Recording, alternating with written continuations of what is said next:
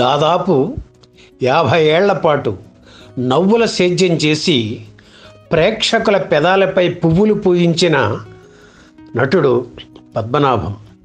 తెర మీద ఆయన కనిపిస్తే చాలు జనం విరగబడి నవ్వేవారు. గీతాంజలి, పద్మనాభం ఉంటే ఇక ఆ సినిమాలో వినోదానికి అవధులు ఉండవు.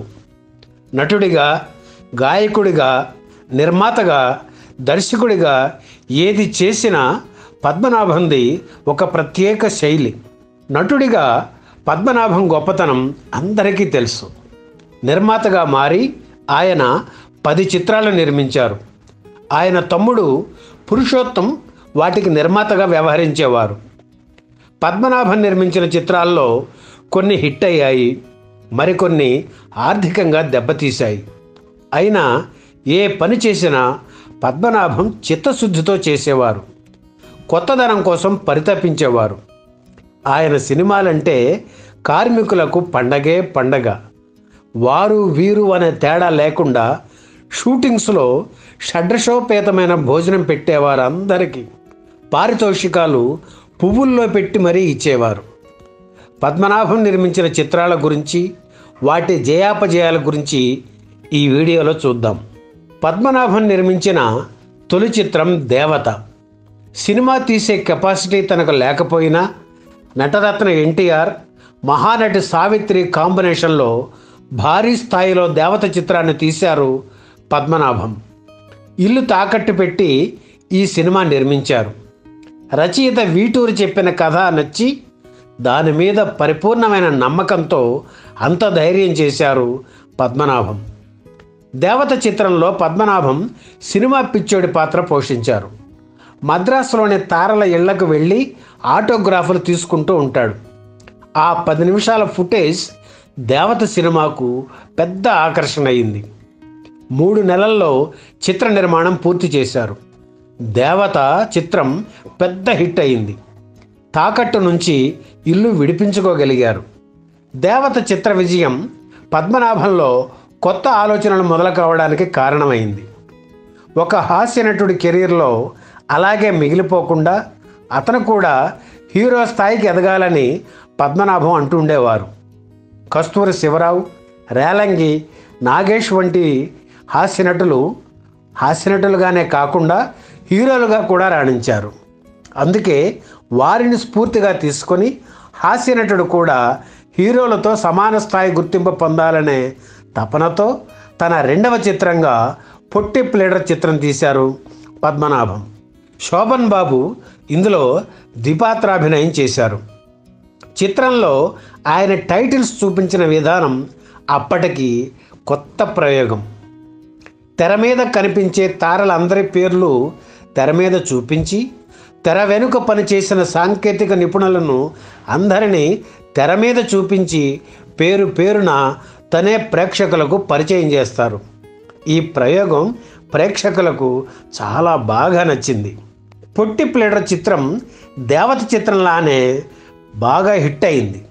విజయవాడలోని ఫిలిం ఛాంబర్ కార్యాలయంలో శతదినోత్సవం జరిగింది. ఆ రోజు విజయవాడ గాంధీనగరంలో 10,000 మందికి పేదలకు అన్నదానం చేశారు పద్మనాభం. ఆ తర్వాత శ్రీ శ్రీ శ్రీ మర్యాద రామన్న చిత్రాన్ని నిర్మించారు. ఇందులోనూ పద్మనాభమే హీరో. ఎస్పి బాలసుబ్రహ్మణ్యంను ఈ చిత్రంతో గాయకుడిగా పరిచయం చేశారు పద్మనాభం. ఈ సినిమా కూడా బాగానే ఆడింది.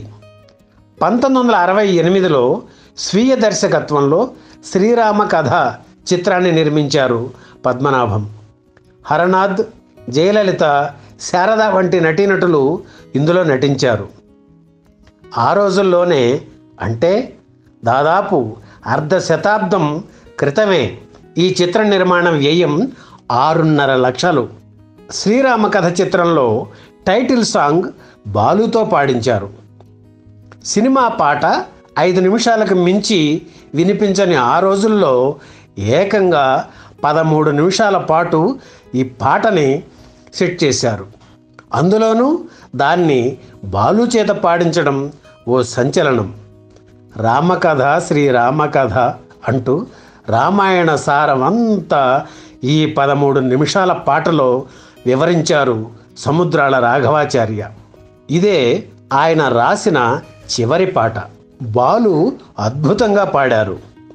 శ్రీరామ కథ చిత్రం బాగుందని అందరూ మెచ్చుకున్నారు. కానీ నిర్మాతగా పద్మనాభంకు 1.5 లక్ష నష్టం వచ్చింది 55 ఏళ్ల క్రితమే. తెలుగు సినిమా వర్ణ వైభవానికి ఇంకా చేరని ఆ రోజుల్లో శ్రీరామ కథ చిత్రంలోని మాధవ మాధవ నన్ను లాలించరా పాటను జయలలిత హర్నాథ్లపై కలర్లో తీయడం విశేషం. ఆ తర్వాత పద్మనాభన్ నిర్మించిన చిత్రం కథానాయిక మొల్ల. ఇందులో హీరో లేరు, తప్పకుండా ఫ్లాప్ అవుతుంది అన్నారు. అంతా సినిమా తీయడం మానుకోమని కూడా సలహా ఇచ్చారు శ్రేయోభిలాషులు. కానీ పద్మనాభం వెనక్కి తగ్గలేదు. వాణిశ్రీ ఈ చిత్రంలో టైటిల్ రోల్ పోషించారు.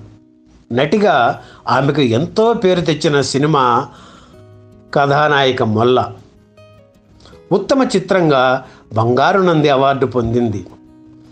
బసవరాజు వారి ఇంటికి అలా నందీశ్వరుడు నడిచి రావడం నా జీవితంలో ఎప్పటికీ మర్చిపోలేని ఆనందకర క్షణం అని చెప్పుకొని మురిసిపోయారు బసవరాజు పద్మనాభం. ఆ తర్వాత పద్మనాభం నిర్మించిన చిత్రం జాతకరత్న మిడతం భొట్లు.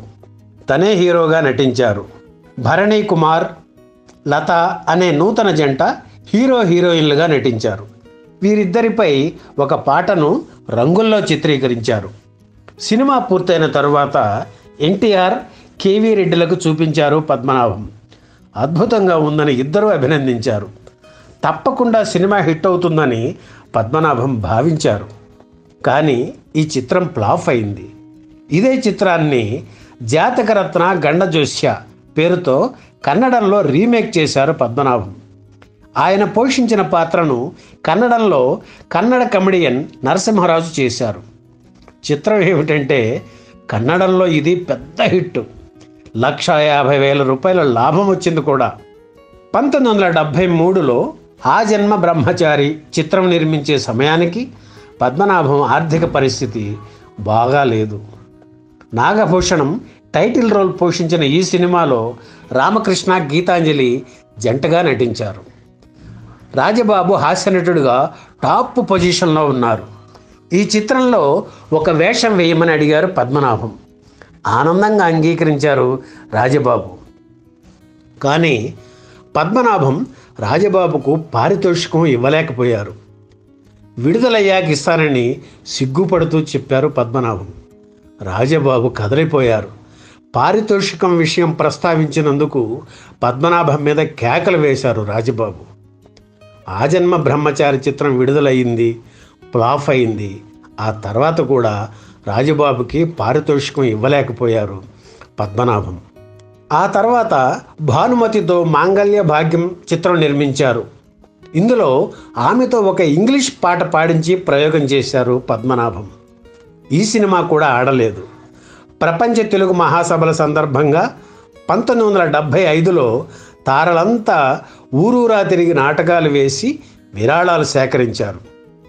పద్మనాభం మద్రాసులో ఆ నాటకాలను మళ్ళీ స్టూడియోలో చేయించి షూట్ చేశారు. ఆయన మీద అభిమానంతో తారలంతా సహకరించారు. నిజానికి ఆయన వారెవ్వరికీ పారితోషికాలు ఇవ్వవలసిన అవసరం లేదు. కానీ ప్రతి వారికి వెండి పెళ్ళాలలో పట్టుబట్టలు పెట్టి మరీ సత్కరించారు. ఆ రోజు చిత్రీకరించిన నాటకాలను సినిమా వైభవం పేరుతో విడుదల చేశారు బసవరాజు పద్మనాభం. దేవత చిత్రం తర్వాత ఎన్టీఆర్, ఏఎన్ఆర్ ఇలా పెద్ద హీరోలతో సినిమాలు తీసి ఉంటే ఒక అగ్ర నిర్మాతగా పద్మనాభం మిగిలి ఉండేవారు. కానీ ఆయన అలా చేయకపోవడం వల్ల నిర్మాతగా నష్టాలనే ఎక్కువగా పొందారు బసవరాజు పద్మనాభం. ఆ తర్వాత పద్మనాభం నిర్మాణం జోలికి పోలేదు. ఆర్టిస్టుగా అవకాశాలు వస్తుండడంతో నటన మీదే దృష్టి పెట్టారు. కొన్ని సినిమాల్లో నటించారు. కానీ అప్పటికే రాజబాబు హవా మొదలైంది. పద్మనాభం మెల్లిగా వెనకబడ్డారు. మళ్ళీ నాటకాలు ప్రదర్శించడం మొదలుపెట్టారు. అక్కడ కూడా పోటీ ఎదురైంది. దాంతో దాదాపు 7 ఏళ్ళు అజ్ఞాతంలో ఉండిపోయారు. 1985లో ఆయన మళ్ళీ కొత్త ప్రయత్నం ప్రారంభించారు. రేఖ అండ్ మురళి పతాకంపై తను నిర్మించిన పలు చిత్రాల్లోని హాస్య సన్నివేశాలను ఒకటిగా కూర్చి హాస్యాభిషేకం పేరుతో విడుదల చేశారు. ఈ ప్రయత్నానికి మంచి స్పందన లభించింది. ఆ తర్వాత అదే ఏడాది సుందరకాండ పేరుతో ఒక పౌరాణిక చిత్రాన్ని తెలుగు, కన్నడ భాషల్లో నిర్మించే ప్రయత్నం చేశారు. కొన్ని పాటలు కూడా రికార్డు చేశారు. రావణుడి పాత్ర పోషించమని కైకాల సత్యనారాయణని అడిగితే ఆయన సరే అన్నారు. కన్నడ వెర్షన్లో ఆ పాత్ర పోషించడానికి నటుడు సుదర్శన్ సమ్మతించారు. అయితే ఈ చిత్రం పట్టాలు ఎక్కలేదు. ఈ వీడియో మీకు నచ్చితే లైక్ చేయండి, షేర్ చేయండి, వెంటనే సబ్స్క్రైబ్ కూడా చేయండి.